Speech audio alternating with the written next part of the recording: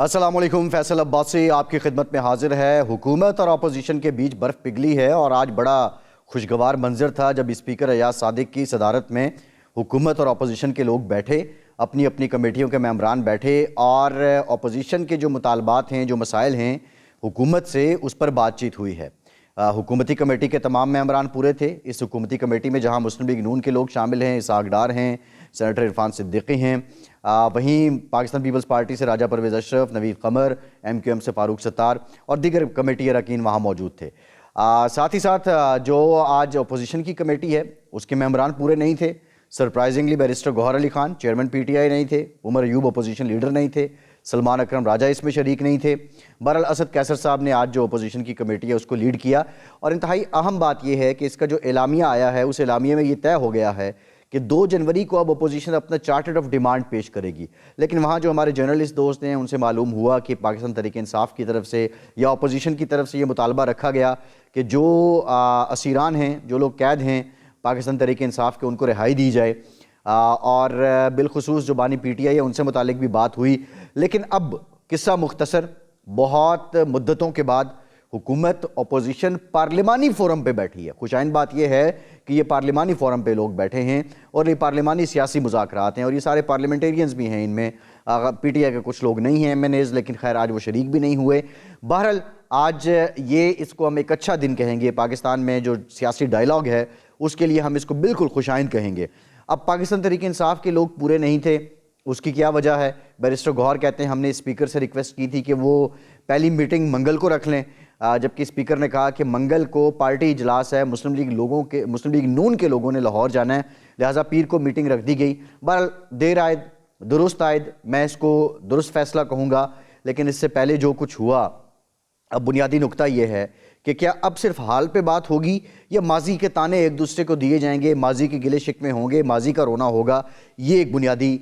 بات ہے۔ دوسرا، جو پاکستان تحریک انصاف کا ہمدرد طبقہ ہے، بہت سے لوگ یہ کہتے ہیں کہ یہ جو مذاکرات ہیں پاکستان تحریک انصاف کی طرف سے، ایک جانب سول نافرمانی کی بات کی گئی، دوسری جانب مذاکرات کی بات کی گئی، پاکستان تحریک انصاف کو سول نافرمانی کی طرف جانا چاہیے تھا۔ مذاکرات کا جو آپشن دیا تھا پاکستان تحریک انصاف نے، اپوزیشن نے حکومت کو شاید ٹریپ کرنے کی کوشش کی تھی۔ اب جب حکومت نے اس کو ایکسیپٹ کر لیا ہے تو کیا یہ پاکستان تحریک انصاف کے لیے بھی ٹریپ ہوگا؟ یہ بڑا اہم نقطہ ہے کہ یہ مذاکرات پاکستان تحریک انصاف کیا کامیاب ہو پائے گی؟ کیا وہ عمران خان کو باہر نکلوا پائیں گے، اپنے سیاسی قیدی چھڑوا پائیں گے، اپنے اوپر کیسز ختم کروا پائیں گے، یا پھر وہ ایک ٹریپ میں آ جائیں گے؟ بہت سے معاملات ایسے ہیں کہ عالمی منظرنامے سے بھی اس کو جوڑا جا رہا ہے۔ پاکستان تحریک انصاف شادیانے بجا رہی ہے کہ اب ٹرمپ صاحب آ گئے ہیں تو امریکہ کا بھی ایک عمل دخل سامنے آ جائے گا۔ حالیہ جو پابندیاں لگی ہیں پاکستان پہ، جو امریکہ کی طرف سے پاکستان کے میزائل پروگرام سے متعلق پابندیاں ہیں، اس پر بھی پاکستان تحریک انصاف کے کچھ حلقوں نے جشن منایا ہے، لیکن پاکستان تحریک انصاف جو پاکستان میں قیادت ہے انہوں نے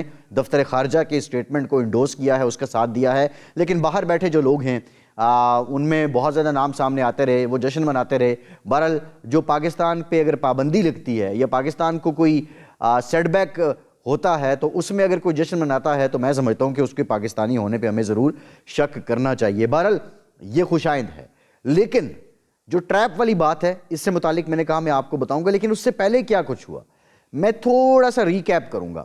میں ریکیپ کروں گا اپریل 2022 سے، جب عدم اعتماد آئی پاکستان تحریک انصاف کے خلاف، عمران خان کو وزارت عظمیٰ سے ہٹا دیا گیا، شہباز شریف اس کے بعد وزیر اعظم بن گئے، پی ڈی ایم بن گئی، پی ڈی ایم کی حکومت آ گئی، پی ڈی ایم کی حکومت نے معاشی طور پہ اس طرح پرفارم نہیں کیا، اور وہ سارا جو ایسٹ تھا پاکستان مسلم لیگ نون کے پاس یا پیپلز پارٹی کے پاس، جو کیپٹل تھا، پولیٹیکل کیپٹل، وہ سارا لوز ہوا، اور سٹرونگ بیانیہ بنایا پاکستان تحریک انصاف نے۔ ان دنوں عمران خان باہر بھی تھے، ٹی وی پر ان پہ پابندی تھی، لیکن اس کے باوجود سوشل میڈیا کا بھرپور استعمال کیا، اور روز کی بنیاد پہ جو وہ وی لاگ کرتے تھے اس نے لوگوں کی ذہن سازی کی۔ اس دورانیے میں 9 مئی بھی ہوا۔ 9 مئی ایک بہت بڑا سیٹ بیک ثابت ہوا پاکستان تحریک انصاف کے لیے۔ میں اس معاملے میں بڑا کلیئر ہوں، جتنی مرضی یہ جان چھڑا لیں، پاکستان تحریک انصاف ہی اس 9 مئی سے متعلق پورے کا پورا ایک سلسلہ تھا، اس کی ماسٹر مائنڈ تھی۔ لیکن اس سارے دورانیے میں 9 مئی سے پہلے بھی، 9 مئی کے بعد بھی، پاکستان تحریک انصاف کو جب سپیس ملی، پاکستان تحریک انصاف نے احتجاج کیا۔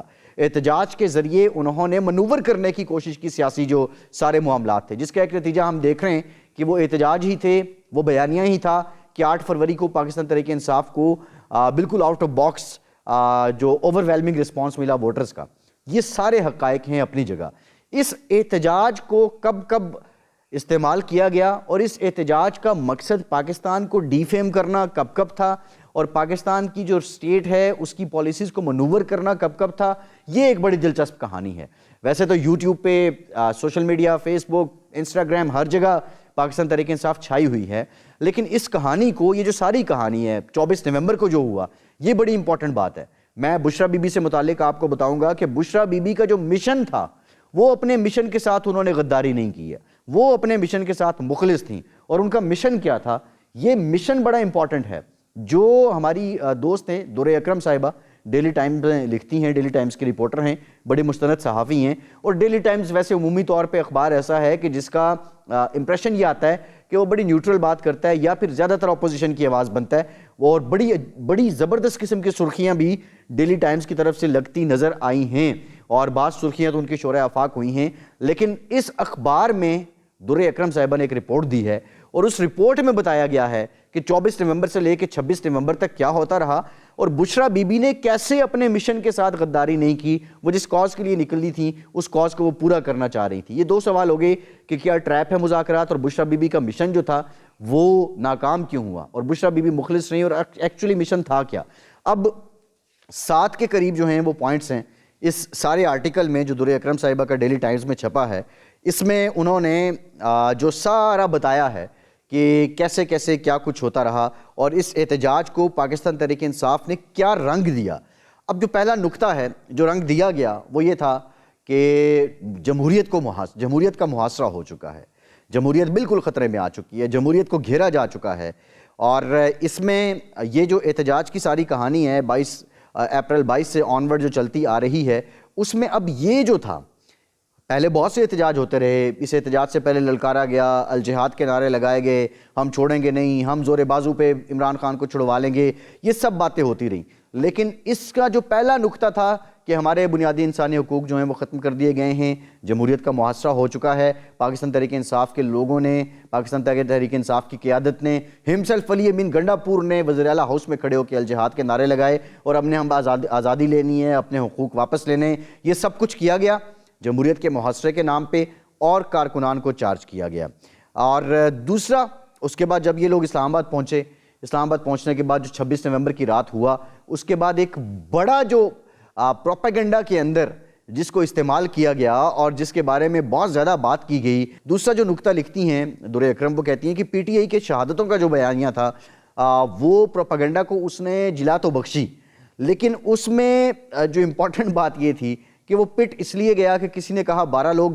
مر گئے, کسی نے کہا 28 لوگ شہید ہو گئے, لطیف کھوسہ صاحب 272 پہ پہنچ گئے, لیکن پاکستان تحریک انصاف ٹل دا مومنٹ ان شہادتوں کو پروو نہیں کر سکی ہے. 12 کے قریب کارکنان ہیں جن کے بارے میں وہ کہتے ہیں کہ ان کے جنازوں پہ ہم گئے ہیں, وہ وٹنس ہیں, لیکن جو نمبرز دیے گئے ان نمبرز کے ساتھ جڑا ہی تیسرا نقطہ ہے. اور اگر ہم حقیقت کی بات کریں, ایک چوتھا جو نقطہ ہے کہ وہ کہتی ہیں کہ لیٹس ٹاک دی فیکٹ, تو یہ حقیقت ہے. پاکستان تحریک انصاف کی لابنگ نہ صرف پاکستانی میڈیا پہ, آج بھی عمران خان کی بالکل سوچ کے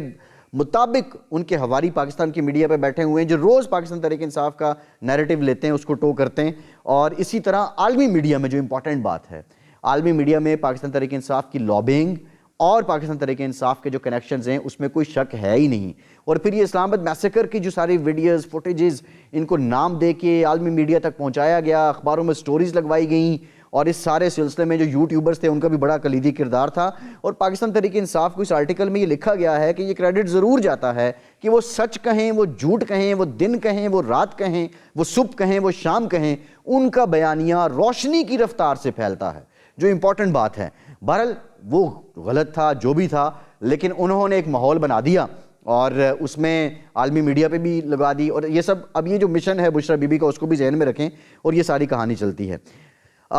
کیپٹل ہل کے ساتھ بالکل ایک ایفرٹ تھی. اس آرٹیکل میں لکھا گیا ہے کہ ڈاکٹر الیگزینڈر کارڈویل ہیں جو عالمی گورنرز اور سیاسیات سے متعلق اپنی عمومی رائے دیتے ہیں. ان کا یہ کہنا ہے کہ یہ 24 نومبر تھا, یہ بالکل ویسا ہی تھا جیسے 6 جنوری کا کیپٹل ہل کا معاملہ تھا جو ٹرمپ کے حامیوں نے کیا تھا امریکہ میں. چھٹا نقطہ بڑا امپورٹنٹ ہے, نظام کو مفلوج کرنا مقصد تھا. اور نظام کو مفلوج اس لیے کرنا چاہتے تھے، اور کیپٹل ہل کے والا معاملہ اس لیے تھا کہ بیلاروس کے پریزیڈنٹ آئے ہوئے تھے، آپ ڈی چوک پہنچ چکے تھے، ڈی چوک کے باہر ہجوم تھا، اور وہاں سے چند میٹر کے فاصلے پہ آپ کی پریزیڈنسی ہے، آپ کا پارلیمنٹ ہاؤس ہے، آپ کا پرائم منسٹر ہاؤس ہے، جہاں پہ یہ ساری تقریبات چل رہی تھیں، اور نظام کو مفلوج کر کے، نظام کو اس لیے بھی مفلوج کیا جا رہا تھا کہ خیبر پختونخوا کی حکومت جو ہے اس کا چیف ایگزیکٹیو آ چکا تھا، ایک صوبہ تو مکمل مفلوج تھا، اور اسی دورانیے میں کرم میں جو کچھ ہوتا رہا، جب وہاں پہ لوگ مر گئے تو علی امین صاحب اسلام آباد پہ چڑھائی کر رہے تھے، کرم کے اندر جو کچھ ہوتا رہا، اب تک جو کچھ ہو رہا ہے وہ افسوسناک ہے، لیکن ایک صوبے کا نظام مفلوج ہوا، دوسرا حکومت نے مجبوراً سب کچھ بند کیا، وہ بھی نظام مفلوج ہو گیا، لہٰذا ملک چوک ہو گیا، یہ بھی مقصد تھا ان کا۔ اور ساتواں اور امپورٹنٹ جو نقطہ ہے اور جو خلاصہ ہے اس آرٹیکل میں بیان کیا گیا ہے، جب یہ ہو رہا تھا سب کچھ، تو اس میں نے بھی یہ بات کی تھی، جو ہمارے پاس اعداد و شمار آئے کہ 190 بلین روپیز یعنی 190 ارب روپے کا ایک دن کا نقصان پاکستان کا ہوا، اور پھر آئی ایم ایف کا پروگرام بھی ہے، آپ پہ بہت سی سختیاں بھی ہیں، آپ نے بزنس بھی چلانا ہے،